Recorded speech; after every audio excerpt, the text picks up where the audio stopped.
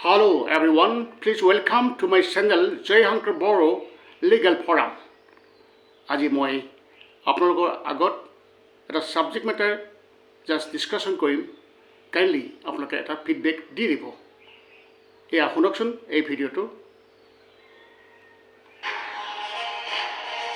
প্ৰকৃতি ধ্বংসৰে সৌৰশক্তি প্ৰকল্প স্থাপন কৰিব আদানীয়ে।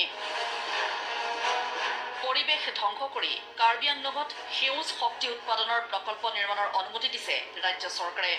চৰকাৰৰ এই সিদ্ধান্তৰ পাছতেই গৰজি উঠিছে কাৰ্বি আংলঙৰ জনতা। কাৰণ 100 বিঘা 200 বিঘা নহয়, 18,000 বিঘা ভূমি আদানীৰ কোম্পানীক দিবলৈ সাজু হৈছে চৰকাৰ, যাৰ ফলত প্ৰভাৱান্বিত হ'ব 20,000 পৰা 25,000 থলুৱা লোক। কাৰ্বি আংলং আৰু গুৱাহাটীত সংবাদমেল সম্বোধন কৰি চৰকাৰৰ সিদ্ধান্তৰ বিৰোধিতা দল সংগঠন আৰু স্থানীয় ৰাইজৰ। কাৰ্বি আংলঙৰ কাৰ্বি জাতি যি থলুৱা মানুহ, এই মানুহখিনিক সম্পূৰ্ণৰূপে কিন্তু যিকোনো প্লেন প্ৰগ্ৰাম ইকনমিক মডেল বা মাটি অধিগ্ৰহণৰ ক্ষেত্ৰতে সেই মানুহখিনি কিন্তু সেই মানুহখিনিৰ ওপৰত হাৰাশাস্তি বেছি হৈছে। ইয়াত যিটো দেখিছোঁ যে আনকণ্ট্ৰল আনএভেটেড তাৰ ৰেম্পেণ্ট তাৰ জগই কোনো কণ্ট্ৰল নকৰাকৈ এনেকুৱা অৰাজক এনেকুৱা ইয়াত এক্সপ্লৰেশ্যনবিলাক হৈ আছে। আপোনালোকে নদী গোটেইবিলাক ওলোতে নাইকিয়া হৈ গ'ল। বালু তালা ডেইলি কিমান হাজাৰ হাজাৰ বালু টানি আছে। আপুনি ষ্টন কোৱাৰীবিলাক চাওক না। কাৰ্বি আংলং প্ৰকৃতিৰ ৰম্যভূমি আৰু এই প্ৰাকৃতিক সম্পদৰে ভৰপূৰ হৈছে খটখটি আৰু লংকাধৰা অঞ্চল। ইয়াৰে 23খন গাঁৱৰ 18,000 বিঘা ভূমিত চকু পুঁজিপতিৰ। 1000 মেগাৱাট সৌৰশক্তি প্ৰকল্প স্থাপনৰ বাবে আদানীক চৰকাৰে হস্তান্তৰ কৰিব বৃহৎ পৰিমাণৰ ভূমি। আৰু ভূমি অধিগ্ৰহণৰ ভয়ে খেদি ফুৰা ৰাইজে প্ৰকাশ কৰিছে ক্ষোভ। ৰাইজৰ সৈতে আলোচনা নকৰাকৈ কিয় এই সিদ্ধান্ত গ্ৰহণ কৰা হ'ল বুলিও প্ৰশ্ন। এই প্ৰকল্পৰ দ্বাৰা সামাজিক প্ৰভাৱ, পৰিৱেশৰ ওপৰত প্ৰভাৱ সম্পৰ্কে কিয় পৰ্যালোচনা কৰা নহ'ল বুলিও প্ৰশ্ন ৰাইজৰ। কোনো ক্ষতি হ'ব নালাগে। ইয়াৰ বতাহ বায়ু, ইয়াত যিটো গ্ৰীণ যিটো এৰিয়া, কোনো এফেক্ট হ'ব নালাগে। এফেক্ট নকৰাকৈ এইবিলাক হ'ব লাগিব। গতিকে এইবোৰ অহাৰ লগতে কিমান গছ গছনি এটা যাব, কিমান মইতো ফ্ৰী লেণ্ডটো দেখা নাই। মই ফৰেষ্টৰ মাটি ল'ব লাগিব, মই এলিফেণ্ট কৰিডৰৰ মাটি ল'ব লাগিব। এই অঞ্চলসমূহত আছে নৈ, উপনৈ, জান, জুৰি, পাহাৰ, পৰ্বত, য'ত আছে হস্তিদণ্ডী, আছে বহু বন্যজন্তু। তাৰ পাছতো নেশ্যনেল বোৰ্ড অফ ৱাইল্ড লাইফৰ অনুমতি অবিহনে বৃহৎ প্ৰকল্প স্থাপনৰ সিদ্ধান্ত কিয় লোৱা হ'ল বুলিও প্ৰশ্ন ৰাইজৰ। বনৰীয়া জন্তুবিলাক আছে আমাৰ এৰিয়া এফেক্টেড এৰিয়াত না, হাতী আছে, বাঘ আছে। গতিকে আপোনালোকে এই ভিডিঅ'টো চাই বহুত কথাই গম পালে। এই সংক্ৰান্তত তেওঁলোকে কি কৈছে আপোনালোকে নিশ্চয় গম পাইছে।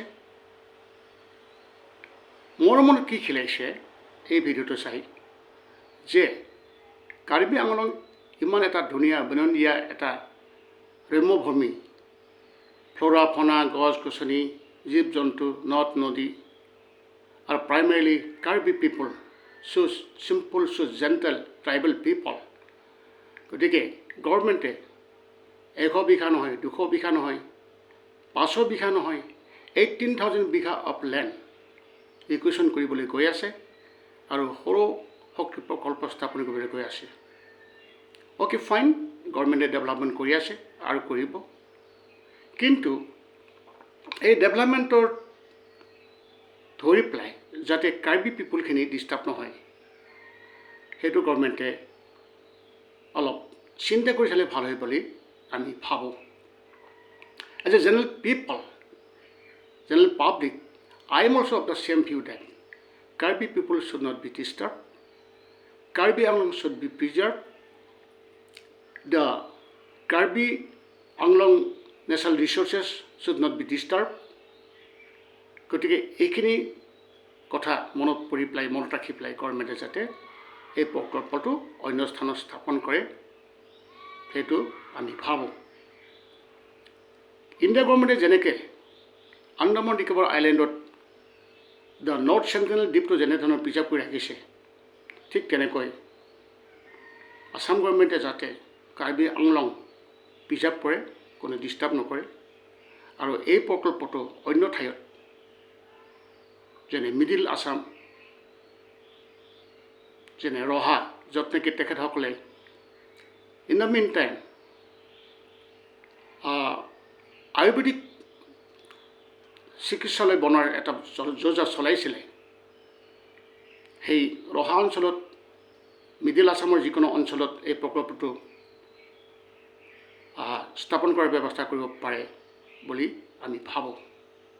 Therefore, as a general public, it is my humble request to our CM Sir of Assam to give second thought in this program and save Karbi Angalam, save Karbi people, save the forest, flora and fauna.